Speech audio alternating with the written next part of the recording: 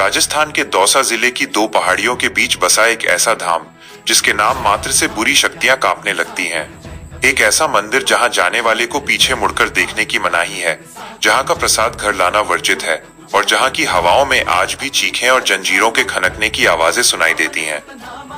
हम बात कर रहे हैं मेहंदीपुर बालाजी मंदिर की। लोग इसे केवल मंदिर नहीं बल्कि संकट मोचन की साक्षात कचहरी कहते हैं। आज उदय भारत पर हम उस रहस्यमयी धाम की गहराइयों में उतरेंगे जहां आधुनिक विज्ञान और डॉक्टर्स भी हाथ खड़े कर देते हैं। आखिर क्यों यहां आने वाले लोग पागलों जैसी हरकतें करने लगते हैं, और क्या है वो अर्जी लगाने का तरीका जो पत्थरों को भी पिघला देता है।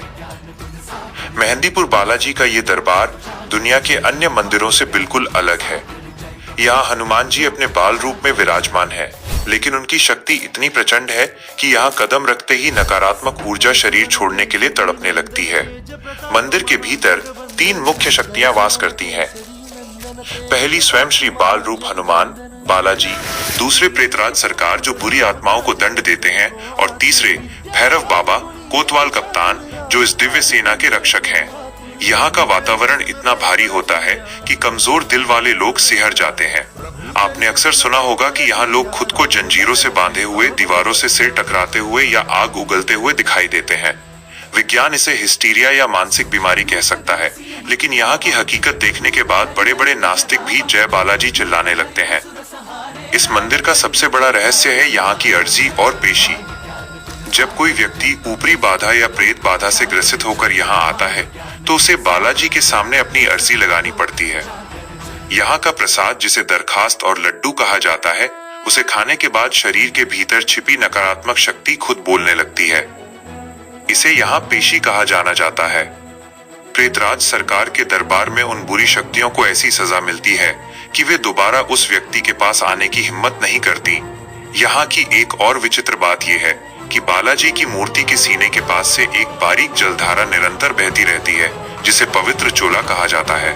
हजारों सालों से ये जल कहां से आ रहा है और कहां जा रहा है, इसका जवाब आज तक कोई वैज्ञानिक नहीं ढूंढ पाया। यहाँ के नियम जितने सख्त हैं, उतने ही डरावने भी। यदि आप मेहंदीपुर बालाजी जा रहे हैं तो आपको कुछ बातों का विशेष ध्यान रखना पड़ता है।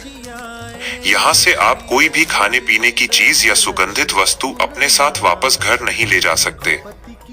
यहाँ तक कि मंदिर का प्रसाद भी आपको वहीं छोड़ना पड़ता है। लोक मान्यता है कि यदि आप यहाँ से कुछ भी वापस ले जाते हैं तो बुरी शक्तियां आपके पीछे पीछे आपके घर तक पहुंच सकती हैं। मंदिर से बाहर निकलते समय पीछे मुड़कर न देखने का नियम आज भी कड़ाई से पालन किया जाता है। ये कोई अंधविश्वास नहीं, बल्कि एक ऐसी सुरक्षा मर्यादा है जो भक्तों को नकारात्मकता से बचाती है। मेहंदीपुर बालाजी मंदिर का इतिहास भी कम रोचक नहीं है। कहा जाता है कि हजारों साल पहले यहाँ के घने जंगलों में बालाजी, प्रेतराज और भैरव बाबा की मूर्तियां स्वयं प्रकट हुई थीं। यहाँ के पुराने महंत जी को सपने में बालाजी ने दर्शन देकर सेवा का आदेश दिया था। तब से लेकर आज तक ये स्थान उन लोगों के लिए आखिरी उम्मीद बना हुआ है जिन्हें दुनिया ने ठुकरा दिया है। यहाँ कोई वीआईपी कल्चर नहीं चलता।